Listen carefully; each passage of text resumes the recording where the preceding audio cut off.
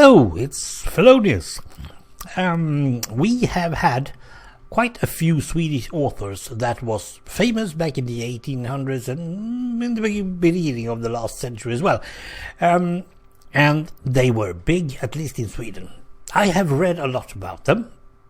And there's always one thing that brings it to an end somehow. Everyone that has been anything to talk about has committed suicide. The better the author, the quicker the suicide.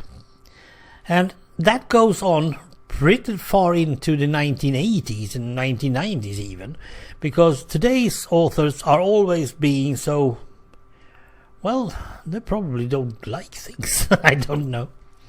One of the few things that I know of from my own generation is someone called Ted Gärdestad, who actually was a songwriter, but still he was a creative person. And he just went out in front of a subway and there he went. And he has been depressed for a long time. Yeah.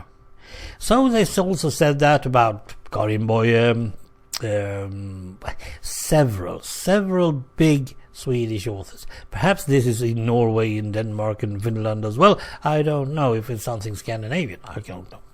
But I am annoyed. First of all, you're doing all that, being creative and stuff, means something to the human society.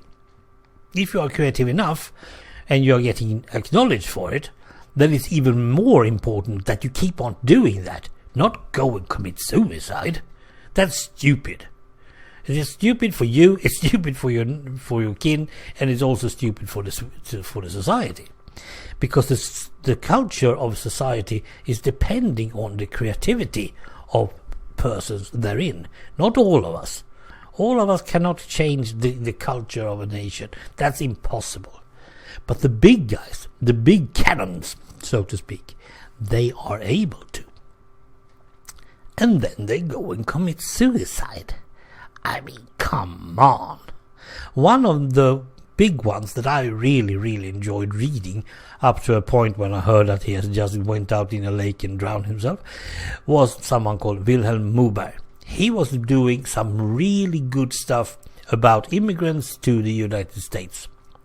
I'm not totally sure if you're familiar with an ABBA musical called Christina from Duvemåla. It's a very famous one here in Europe. I'm not totally sure if you know it over the pool. But that one was actually made out of Moberg's books. And when he was also acting as a newspaper editor, and he was very keen and very good. He had a broad background and a very good creativity. Why the heck do you go and drown yourself? I mean, I have tried to read while I was still studying. Why do they do these things?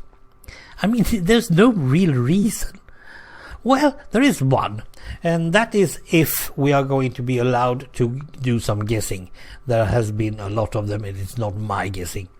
Karin Boye was a known poet, and she was writing stuff that I didn't really understand, I must say. But she is very big in some student circles at least. And it is said, and it's probably mostly true, that she was a lesbian. Now, in the 50s, when this happened, that wasn't perhaps the most comfortable thing to be. I think she died in the mid-50s or something like that. She wasn't old. I think she was 35, 37, perhaps 40. She wasn't even old. And I'm not totally sure that she was that good at what she was doing, but she was known. She was famous when she died. And she just went and killed herself. There's even been people who are going to Paris and gassed themselves in hotel rooms. I mean, come on, guys. Are we creative people going to do that to ourselves? Well, then I'm not a creative person anymore. That's one thing for certain. There are several of these. Harry Martinson, Albert Engström. Well, I could probably go on forever.